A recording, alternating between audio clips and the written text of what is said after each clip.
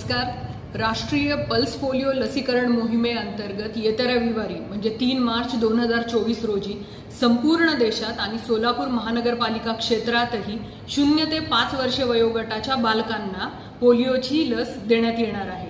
या निमित्तानं आपण सर्वांना आवाहन करण्यात येते की मी आणि माझी टीम तर या मोहिमेसाठी सज्ज आहोत। त्याच्यासाठी लागणारे सर्व मनुष्यबळ म्हणजे जवळपास 380 लसीकरण केंद्र स्थापन केली जाणार आहेत। 1089 आशा स्वयंसेविका, अंगणवाडी सेविका, आमचे हेल्थ वर्कर्स, खाजगी वैद्यकीय संघटना या सर्वांच्या माध्यमातून ही मोहीम यशस्वीपणे पार पाडण्यासाठी आम्ही प्रयत्नरत आहोत।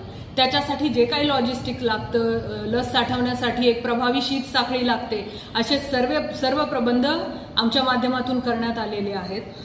ज्या बालकांना 3 मार्च 2024 रोजी काही कारणाने ही बालकं सुटतील त्या बालकांना घरोघरी जाऊन 4 मार्च ते 8 मार्च 2024 या कालावधीमध्ये पोलिओची लस जी आहे ती घरोघरी जाऊन देण्यात येणार आहे।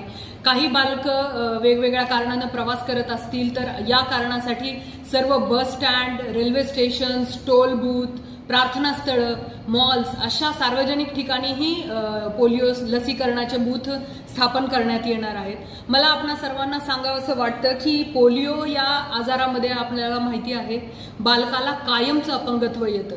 आपल्या देशातून जरी पोलिओचा आजाराचं निर्मूलन झालेलं असलं तरी अजूनही सांडपाण्याच्या काही नमुन्यांमध्ये हे विषाणू जे आहेत ते आढळलेले आहेत।